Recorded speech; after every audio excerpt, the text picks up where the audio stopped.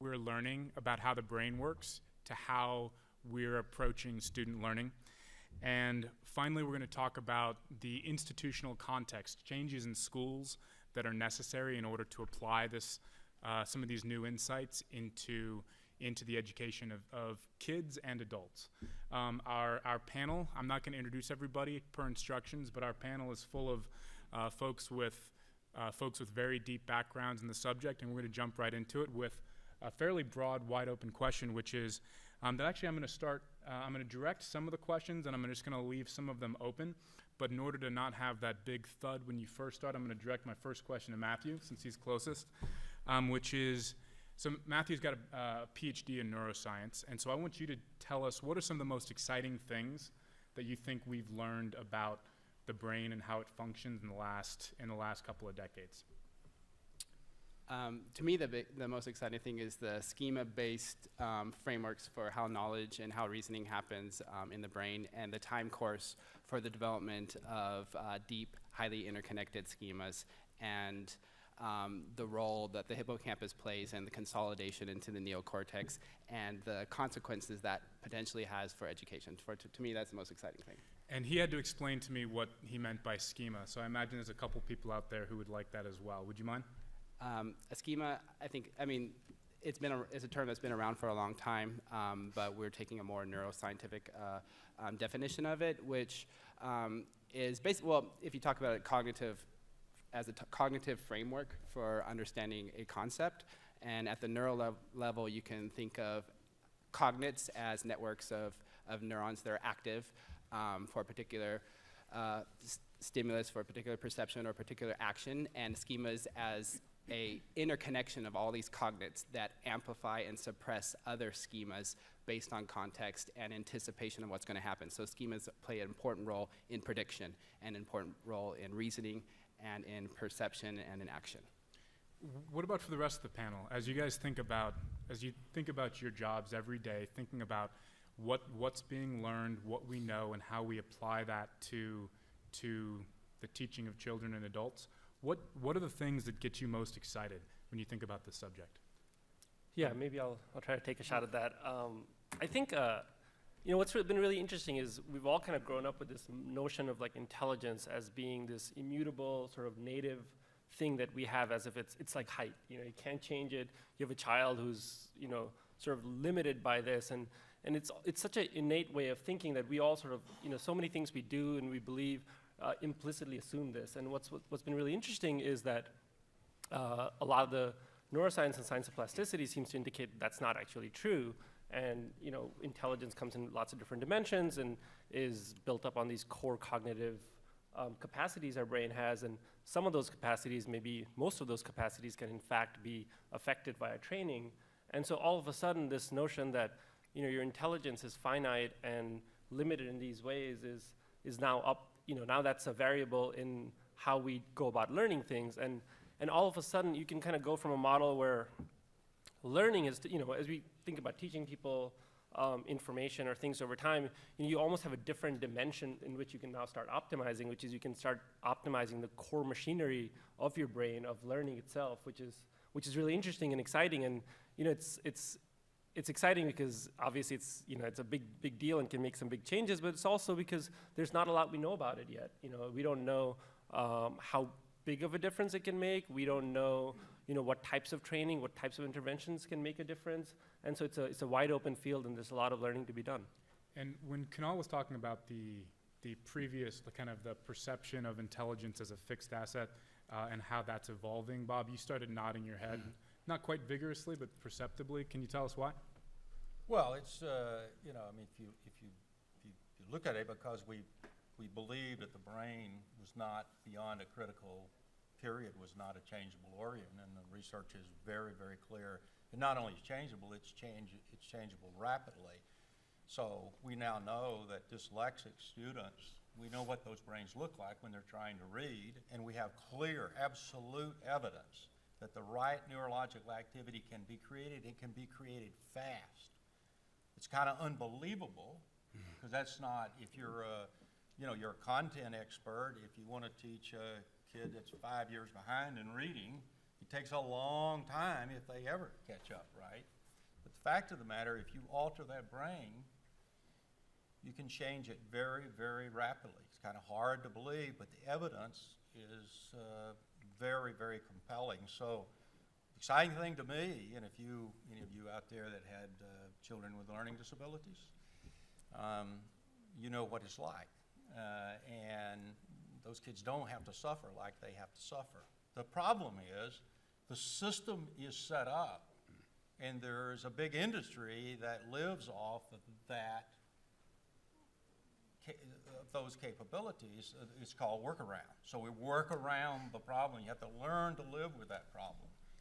And the brain research says that's not true under certain conditions. So it's an exciting era, and we're scratching the surface. The research that's going on in neuroscience labs today will change the way we think about learning over time. The system will resist that, but that's where the big payoff is. So that you said something which is, we're just scratching the surface. Where are we in terms of the pure science of this thing? Well, we had a big panel on the innings. We're in the first inning. We haven't gotten the first out yet, or the first hit. So that's Ellen where we agrees. We're in the Stone Ages. The reason I'm shaking my head is that our company is guided by a board, a science advisory board of cognitive psychologists, neuroscientists, and a gaming expert. And these guys are true luminaries in their field. And as a business person, I go to them with a question thinking I'm going to get a definitive answer. And despite the fact that they're the worldwide expert, the answer to almost any question I ask is, well, we don't really know, but here's what we know so far. So, and they are the first ones to tell you that we are just barely scratching the surface. I think we're really in the pre-game warm-up, even as opposed to the first inning. But what's exciting is that said, there are, if you really pay attention, and there is an effort made to take the research and reduce it down to some very practical things right now that can start to drive improvements. I think all of us might argue that we're all running as fast as is humanly possible, even to keep up with the current pace, let alone the possibilities in the future. So I think one thing that's important is to keep in mind that we have to get in a mode of very rapid, continuous improvement to really start to harness what's going on out there. So if intelligence isn't fixed, right? So take that. We're kind of all agreeing on that on the panel. How many folks out in the audience have kids? Okay, so this will be a relevant question. How can we approach children from the earliest ages in a way that allows them to make the most of their gifts and to recognize that it's not just gifts, it's something else? What do we do with those kids kind of before they start school in order to give them the best chances possible of realizing what it sounds like we're saying is like kind of unlimited potential, or potential that's maybe not unlimited, but is not limited? How do we go about infusing that in children from the earliest age? You have to stop talking to kids and telling them things and showing them videos and start challenging them, having them do things, have them problem solve, interact with things, learn how things work, not being told how things work. And that has to happen early. And you can start at 1.5-year-olds. To jump on Matthew's point, part of the science we use is the importance of difficulty and challenge, this concept we call desirable difficulty in the process. And frankly, our evidence shows that whether I'm dealing with an 18-month-old or a 78-year-old person, to your point, Kunal, about the continually exercising the brain, that notion of challenge is critical on an ongoing basis. And I think you guys use the analogy all the time that, you have to, if you want to stay in shape, you go to the gym, and maybe not 7 days a week, but certainly, 5 days a week, where you're staying on top of this. It's the same. So as a lifelong pursuit of that challenge, that's important. But there's also a balance. And intuitively, we all know this, that if you're too far in front of a kid, that creates frustration, thus the notion of desirable difficulty in getting the balance right. Actually, we try to instill frustration in what we do. We have 500,000 students, and the first thing that happens when we put a program into schools is that teachers are like, oh my God, my kids are frustrated, what do I do? And I'm like, don't worry, over time that frustration is going to turn into a thirst for challenge. And so Totally agree. you but- want the frustration. Right, but to a point, there's a balance, is my point. Yeah, we push it really hard. Okay, fair point. So we can argue where on the continuum, if you Okay. will, but, okay. It's still desirable, so that's a good term to use. Well, it all comes down to your definition of desirable. Yeah, yeah. I would also say that you should start training the brain, training with rigor by 3 years old, if not older. There's a 5-year baby study that's been going on for years, but they keep, I've had one granddaughter in at the Neuroscience Center. You start at 6 months of age. I wasn't quite sure how you test a 6-month-old baby. I now know, so I've watched them test my granddaughter. But within at 6 months, they can predict with 90% or better accuracy the kids that will have language acquisition problems, they will have reading problems, and they can intervene. Now, By what age? at 6 months, they can start intervention. But the problem with those interventions today, it's being done by a neuropsychologist. So unless you can afford to hire your own neuropsychologist, but they are actively working in the lab. MIT and Rutgers is working on both passive and aggressive interventions. We have in beta right now a set of new modules for 3 to 5-year-olds. The first of those modules just been awarded. It came out on the iPad. We're really designing it for school. It came on the iPad, and we're just on a big board in iTunes for its rating on the parent side. I don't know quite how they do this thing, but the point is, you can start if you watch a 2-year-old, a 5-year-old with an iPad. They figure it out real quick. So you can start this training, but in addition to what Matthew's saying, you also need training. Because ultimately, to get that neurological and cognitive activity right, it takes training. And you can do that training, and the way to do it is to marry the neuroscience and the gaming so that it's, I agree. It's challenging and frustrating, but it's fun, right? So kids get challenged. Yeah, by training, you mean the kids actually have to do stuff and be pushed. Yes, and Yeah, be pushed. exactly. Pushed, And the that thing creates- everyone yeah. agrees with, the active learning being needed over passive learning, and which is the training part of it. And yet we still put kids in front of videos, and we still tell them things so much instead of actually making them do things and figure things out. You see this everywhere. So many opportunities that are lost everywhere in society, like at the aquarium. They keep telling kids stuff, and I'm at the aquarium like, let them figure out things by doing things, and it doesn't happen yet. Yeah, there's our product isn't really used by kids under the age of 6. It's it's web and mobile based, but the activities are too hard. But we actually about 2 years ago launched a program that started addressing sort of needs of kids between I would say like 8 to 13. And we had some really interesting results from it that'd be worth talking about here.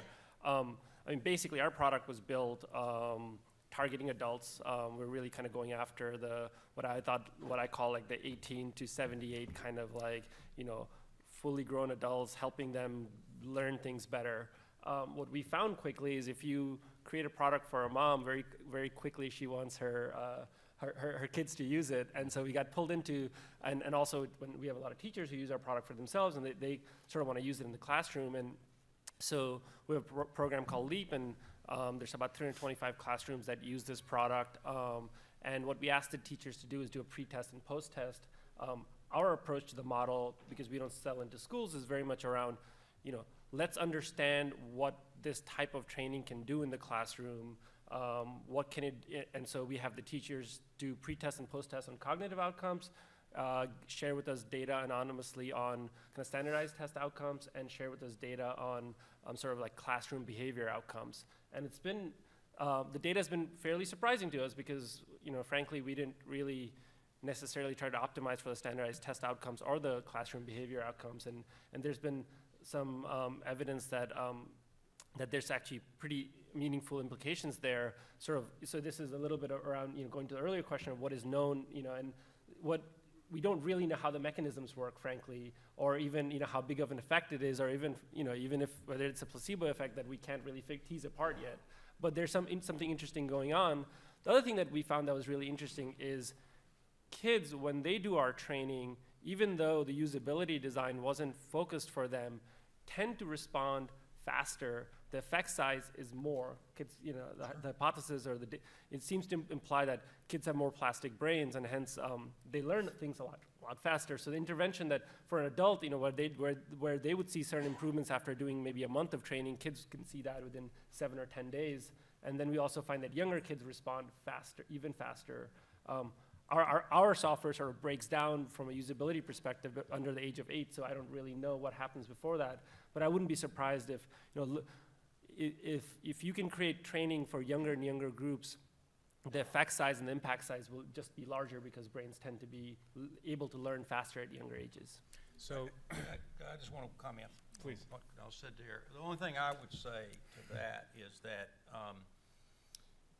so in order to create brain change, you have to tie down old learning and make the student use new learning. And I would say it's not that the adult's brain is not as plastic, but we're very good at resisting new learning. We have our ways of learning, and it's built in over a long period, so we really resist, right? Whereas younger students, it's not as built. It is built in, particularly if they have a learning disability. It's really built in because they don't have activation. So I think it's not the plasticity of the brain. It's more about the learning is really built in, and there's real resistance to the new learning. And There is some literature that talks about the ingrained nature of the neural pathways, which is where the "you can't teach an old dog new tricks" comes from, if you will. But there is actual literature around the science of how the neural pathways got cut. And like any time you cut a trail, if you're going to go cut another trail, it just takes a little more work than cutting on virgin ground, if you will. Well, this gets back to the I mean, schema. to use an analogy. but does that mean that Yeah. as we get older, we become worse, less good at learning new things? Just means you have to No. work a little harder at it. Well, we use our existing schemas to interpret the world, which often you need to build up new schemas. But the problem is we're resistant to building new schemas because we want to use existing schemas to interpret the world, which makes sense. So you have to get around that, and you have to challenge, and you have to have people make predictions about what's going to happen that turn out to be false. And that's the only way to start challenging the brain to start creating new schemas. So Can I comment on that point? Yeah. Because this is obviously a very interesting question, and we have a ton of data on this question because we have about 40 million registered users.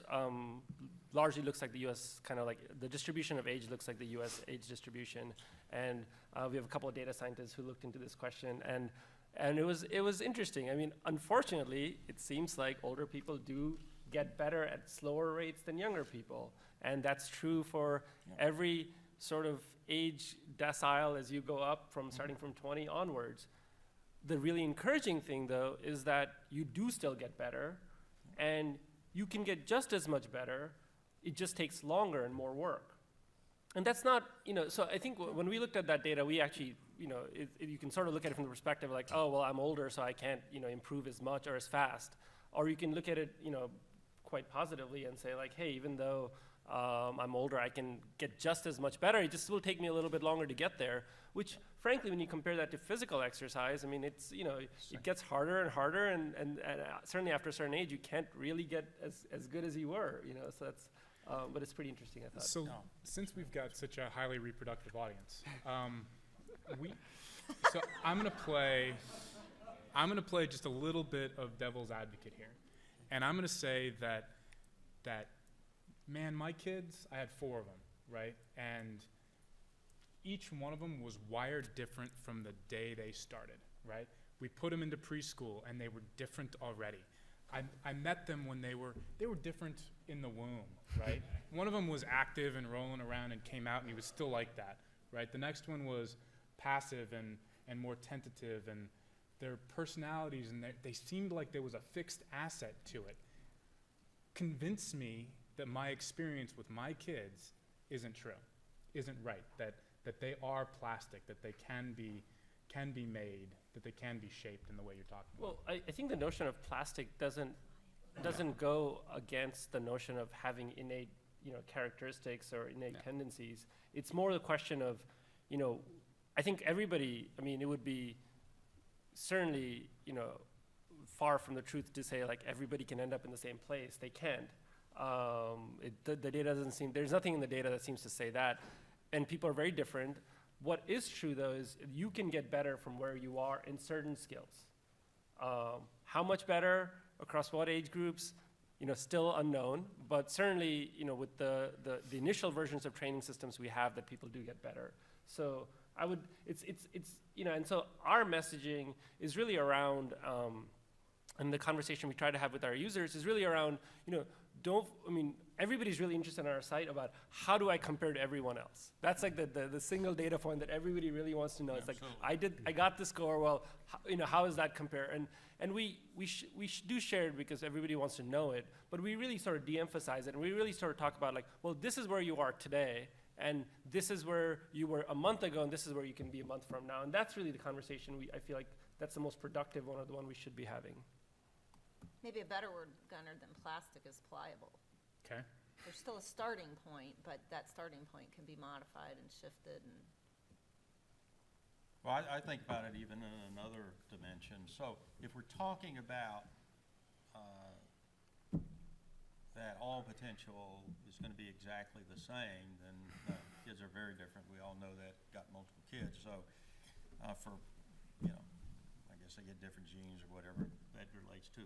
But the issue that the country faces is that we've been trying to solve for a long time is, can we teach all kids to have, be fundamentally proficient in the basic academic skills of language, reading, mathematics, and et cetera. And I think brain research outside of a few, where there's been brain trauma or something, the answer to that is yes. And I'd say your Absolutely. children, no matter how different they are, have that potential capacity. But if one of them in the essential setup of the wiring didn't get function in their auditory processing region of their brain, they've got limitations if that doesn't get corrected, that they'll live with the rest of their life. It doesn't mean they might overcome in some way, but it'll be really hard. They don't have to go through that pain. That could be altered pretty quickly. So I would say that in terms of what we're facing as a country, and then it's their choice, right? So we don't all want to be, well, some of us do and never could be, world-class athletes, right? But the fact of the matter is that we can't all be academic brilliant, but some of us don't want to be academically brilliant. It's a good thing. But the point is, there is choice at some point of how far you want to go down that path. But we want to get them where it is choice, right? I mean, that's the point, is you want your children to have choice, right? Right. I agree with him. We can get every single student in this country proficient or advanced in every single standard that we're pushing for. Gunnar, one thing to just, before we move on to I know you had a second. Practical. Sort of, yeah, well, maybe to be a bit provocative, that Please. we have seen examples where what the neuroscientists and cognitive psychologists are telling us is in conflict with truths that are held to be self-evident among the educational researchers. Counterintuitive. So, for example, commonly held truth in education that a free response approach to a test, if you will, is superior to a multiple choice. The research that we work with and the scientists that we work with is not true for a variety of reasons. That said, they have to be well-constructed multiple choice questions that all have viable or competitive answer choices, and when that's the case, the research has shown that in things like, one of our scientists talks about retrieval-based and retrieval-induced forgetting, that free response can actually cause lower retention of a broader set of related information over time than multiple choice. So that's just an example of where you say the cognitive psychologists and the neuroscientists over here are telling us one thing, the educational specialists are telling us another thing, and if you want to relate breakthroughs and improvements over here to outcome improvements in education, we have to have a way of getting a stronger dialogue and conversation and willingness to work together going. That, what you just said is true, but actually, so the multiple choice is okay for tests, but not good for the learning, and also only good for certain domains. Like if it's regurgitation of information, then multiple choice does well. If it's problem solving and reasoning, then definitely as part of the learning process, multiple choices has negative consequences. So Gunnar, you wanted a place, we'll disagree. Yeah. I'll just respectfully disagree. We could argue the details, Right. but for example, our data says otherwise, but anyway. Yeah. But it's a good example of, irrespective of who's right or wrong, a good example of where there are disagreements that have real impact on how, I mean, imagine all the tests running around in this country. There's some significant implications of Right. this teeny little tip of the iceberg Matthew and I just started to go after, Yeah. that, you know, there is room for improvement by sorting out this debate. So let's bring the audience back into it just for a second. And I just want, if your instincts from your personal experience suggests that the research that Matthew is depending upon matches your experience, raise your hand. So that, okay, and if your personal experience suggests that the research that Ellen's depending upon is correct, raise your hand. So a lot of people didn't take tests in high school. Okay, good. A lot of people just don't care. So, But I think that's sort of exhibit A. Yeah, there you go. on- There you On the go. point I'm That's making. right. No, that's right. Is this one of those situations where we just don't know enough yet, where the body of evidence has not led to a generally held? I didn't completely disagree, by the way. I said under certain conditions what she says is correct, but in general, if it's about knowledge, where you're just learning some knowledge that you can go and look up, and then you're saying recalling that knowledge, that's very different from problem solving and reasoning. And if it's problem solving and reasoning, it's a different animal.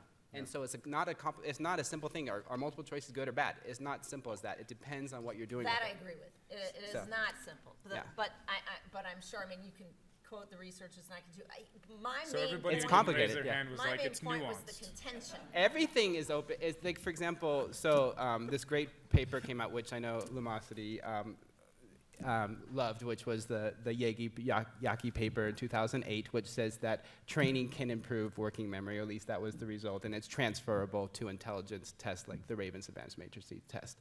That was awesome, and everyone was like, oh, finally, someone came out and actually showed that this is true.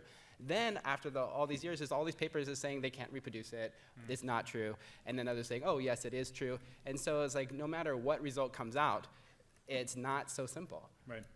Yep. It's actually worth it. That's an interesting point, and I think this is where, I think the debate around what brain training can do or cognitive training can do, at least in the press, and is sort of fracturing into this notion of like, does it work? Does it not work? And I think that's really the wrong conversation to be having, because, that's a little bit like saying, do drugs work?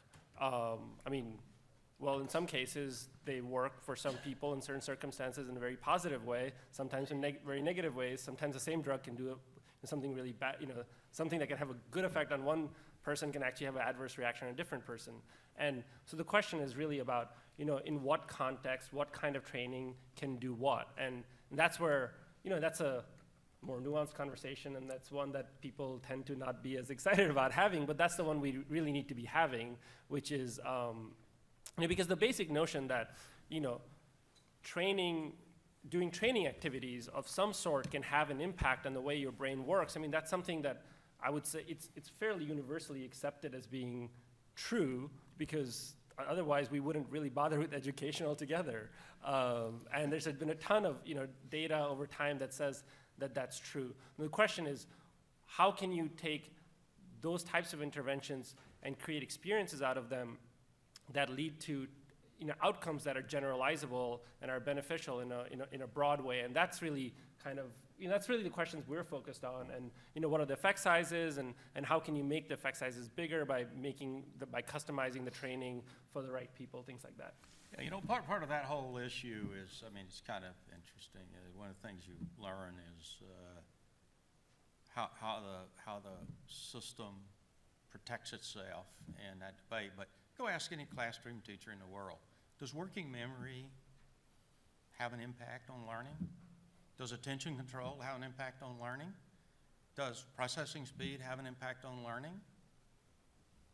I think I know what the answer is going to be. Well, of course it does. Absolutely it does. There's no question in the world it does, right? Now, you can argue whether product A or product B produces that, right? But if it's important, you know, and so some researcher pulls this stuff together, and I can give you 10 more researchers who'll say, well, here's 9 studies they didn't look at that says that's not true.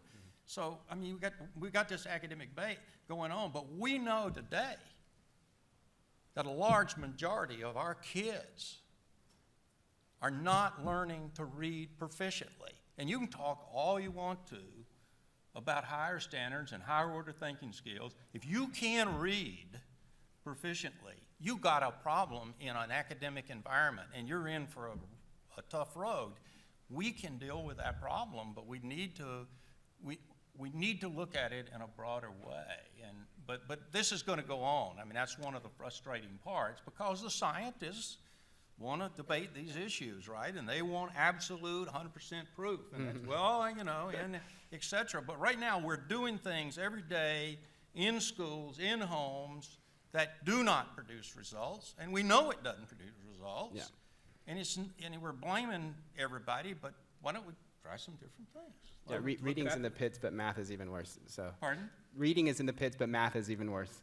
Well, yeah, we're I in a agree with worse that. I didn't condition go with there. math, and Well, man, yeah, we have a long ways to go. absolutely. That tees up kind of the next question, which is if there was $50 million and you could choose between 2 options, either investing it in fundamental science here, or funding or applying it to the application of what we already know, what would you do? Apply it to what we already know. Sorry, applying it to the world that's out there, right? Would you do No. more research with it to learn more since we're still stretching before the game, or would you put it into practice? Can I change? Can I? Change the Another question. option? I, Both of those are bad. How about taking the science that's already there and applying it? Exactly, yeah. that's what you would do. That's what I would do. But I you also think have to choose who's going to do it right.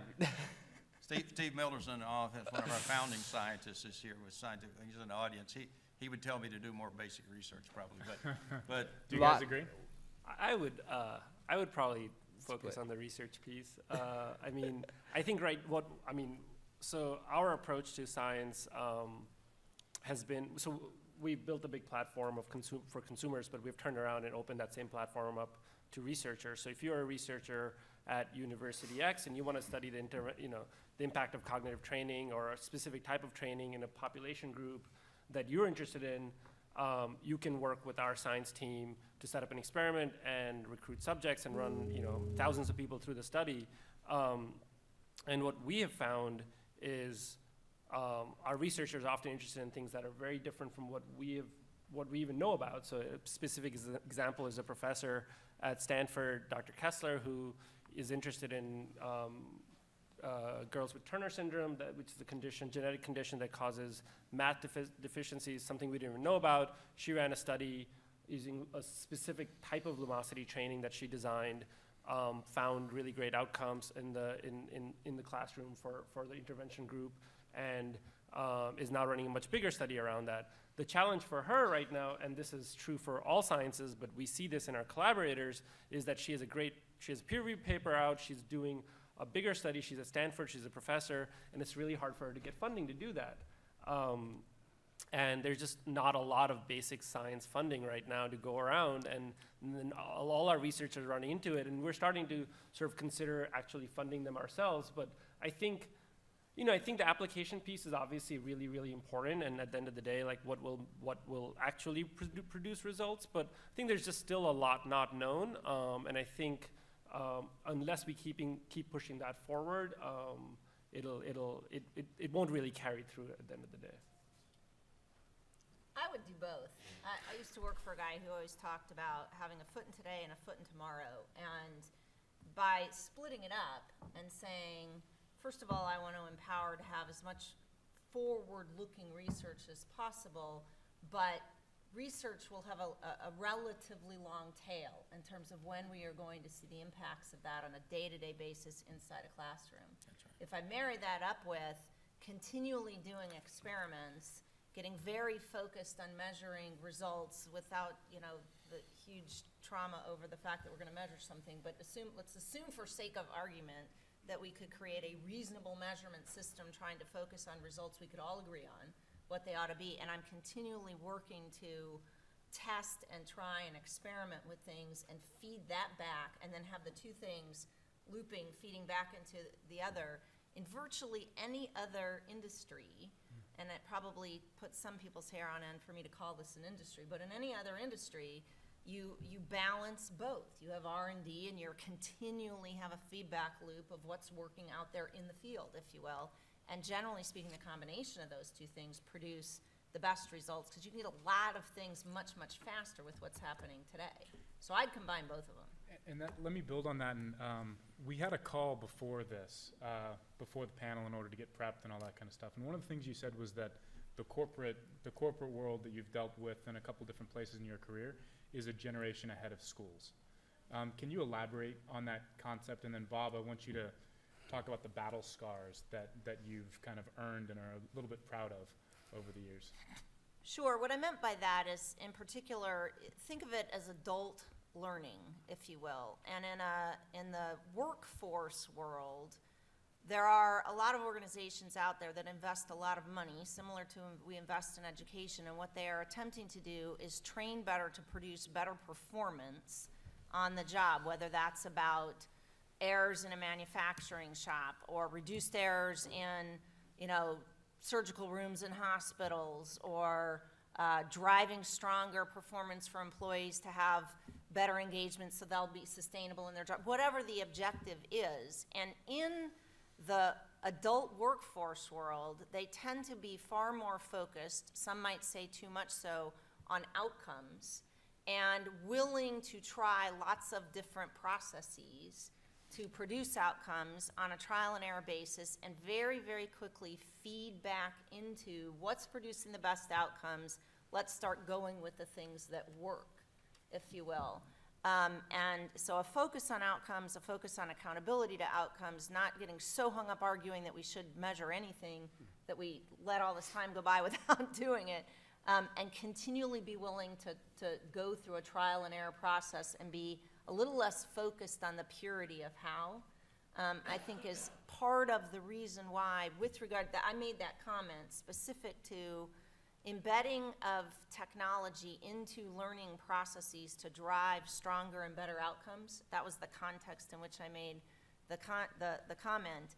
And from that perspective, you can argue that the adult education world, particularly in the private sector, is at least a generation in front of the education world, largely because they have taken that kind of an approach. And while I would not say that you should go from one extreme to the other in education, if we start to inject, and I think you were saying the exact same thing a few minutes ago, Bob, more of a focus and a willingness to experiment with some things. If we had this beautiful system that produced incredible outcomes, it would be one thing to argue, it ain't broke, so let's not fix it. Given the state of where we are, our reticence to be willing to try anything is a bit appalling, because it's not as if we're doing such a great job. And so, in my mind, it comes down to some simple things like that to at least start to tip the balance a little bit more away from such a focus on how, and a little bit more of a focus on what are we getting out of this. Bob, when you were talking about the battle scars, which is, I think, around, we're now firmly into the application section of the conversation. Can you talk to us about the battle scars and the trials and tribulations of trying to apply this stuff to institutional context that we have today? Well, old brains can learn, so I was a big believer, having spent a lot of my career in McGraw-Hill and then with NCS, and I was a big believer in that the problems are so demanding, and accountability was growing, that evidence would win. If you could substantiate evidence, that you would win in the end. So when I came out of retirement to join Scientific Learning in 2002, and you got to think that these four scientists had founded the business and brought the first a product to market in 1997. We've been at this a long time, and you know, think of that, this research that led up to this had been in a lab for 30 plus years, both in brain plasticity and in cognitive neuroscience. And so when I saw the research, it took me a long time to believe it. But once I saw it, talked to real people, real educators that was using it, saw their own independent research, saw other independent research, I just said, well, this has got to get to market.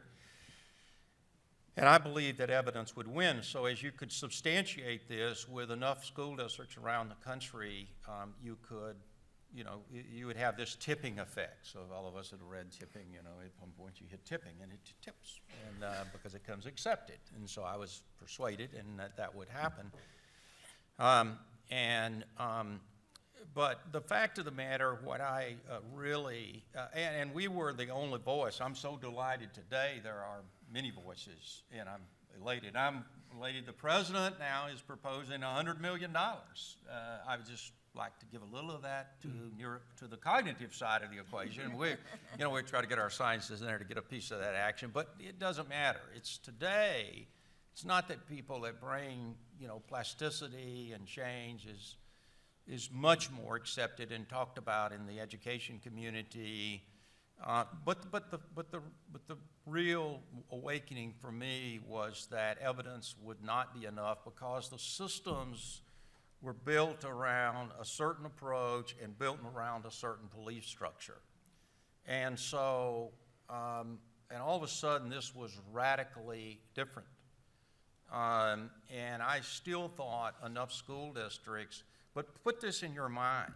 So I could take you to multiple school districts. I can take you to a school district that when they were introduced and started using this intervention, along with doing a lot of other good stuff, great teacher training, great curriculum programs, doing all the right stuff, this new superintendent had come in, he was going to move this district to just meet state standard, multi-generation poverty, right? So he's going to move this to just state average. That's all he wanted to do. He had been 3 years into his job, 5-year contract. He was still at the bottom quartile, right? He stumbled in to one of our summits and met our scientists and said, okay, I'll try anything. So I think he was skeptical about what this would do. We're 5 years later now. He's in the top quartile of the state. And so if you talk to him, he'll say this. So we're doing a lot of good stuff. Good teacher training, good curriculum, good instruction, good reading program. But this is the difference. This is the difference maker. And he believes that he will eliminate illiteracy in that district. Okay. Now, you would think in that state, this is corporate world, in that state, you would say, okay, what's happening down there that they've gone from here to here? Let's go replicate that. It's not. That would have happened 3 years ago. Yeah, but it does help. So we're getting business, but it's like one at a time. So it does not replicate because it is different, because if you start thinking about brain training, I teach reading, I teach math, I teach social studies, I teach science. Well, where am I going to teach, working memory and processing speed and brain training? My day is full. How do I get that day? And it is a big leap. It's a leap. But after a while, the evidence has to win. That was really a really hard learning for me. I just didn't think that would happen. But it's taken far longer than I ever had thought. But that's still going on. Fortunately, I think the world's moving in the right direction. There's a lot more of us, which I'm delighted, and a lot smarter people that are young and aggressive and got agile brains. And so we'll make this project because the need's real. So. Gunnar, the punchline, and I'll say one thing and shut up, is there, on the agenda throughout this conference, there have been parts of the agenda that say that they're called what works. The concept, in a free market economy, the marketplace adopts things that work because you die if you're not constantly out innovating people. how is it that in this industry, this constant not invented here mentality, and that just because it works in that district, why on earth would it work in our district? Hello? So, And so the notion of how is it that the tipping point of getting to adopting things that work on a far faster pace? so that brings us nicely to the final kind of stage of the conversation, which is the institutional context changes that need to be made to allow replication of what works. When we think about the application of this science, and we think about, okay, we're in the first inning, but we've got a lot to learn, but we know a lot already. Where do we start making those changes to allow that stuff that works to replicate across the system? How does that work? Yeah, this is sort of answering the question yet avoiding it, is the approach that we're taking, which True is, politician. which is, I mean, their parents care very deeply, and in certain circumstances, kids care as well. And with technology today, everybody has a home access to the internet. Most kids have some sort of like iPod, iPad, like some sort of device. You can actually start going directly to them, to the end consumer, the end users, and really create momentum that way, that it's hard for the schools to eventually, not adopt in some way, shape, or form. So in our case, I mentioned earlier the LEAP program. I think we have, of the 40 million users, about 25% of them are under the age of 21 for us. So our approach is, very much in that area, to create a product that meets their needs, that keeps them addicted and keeps them using it, show real value, and then at some point you sort of get to, the tipping point, but you kind of, do it from a bottom up. And frankly, if I look at technologies that younger people use in our schools, and you look at where those technologies came from, and did they come from the consumer world, did they come from the school system? I would say most of it actually came from the consumer world, and that's the most effective, sort of most used technologies. And then in the best kind of cases, the school system has adopted those technologies in a way that actually enhances their goals. So that's one way to go about doing it, but that's also probably because I don't know much about how to go through the institutional channels themselves. Well, but there's a point there, and frankly, should be a call to arms for people that are in the business of funding school districts and running school districts, et cetera. If the innovation in the industry is always coming from outside the current power structure, and the thought leadership is coming from somewhere else, study history, of what happens, what will eventually happen, that schools will become more and more and more disaggregated from, and that power structure will break down. I mean, the history of the human race is based on that. And I would think if I were an administrator in a school district and watching this phenomenon, because I've heard many, many companies throughout this conference using that kind of terminology, that will mean massive changes inflicted upon the school systems eventually. Somebody should be taking note of that. This is going to be our last comment because we've got 1 minute left, and so I want it to be a great one. Whoever's got it. I have a Just kidding. Oh, Just what? kidding. Eliminates Wait a minute, what was this? I have a pessimistic one, Okay, do but it. we're Why talking end on about a high note? why not end on a low note? And I think so, like getting people to adopt what works. What actually works? I mean, things that work barely work. And so if there was something as this that like really, really worked, people would adopt it. Right now, things work just a little bit. I mean, I've been struggling 18 years to get effect size that's consistent, and I'm not happy with where I am. If people ask me if I put my sales hat, okay, yeah, we work. But do we work good enough? No. We have a long ways to go. And so I think the entire industry is that way. So no, I don't think anyone up here has anything that really works as far as at least where it should be. Okay, great. Thank you, everybody, for coming to this panel. It's been a pleasure. We're available for questions. That only applies to you. That was awesome. Yeah. Thank you so much.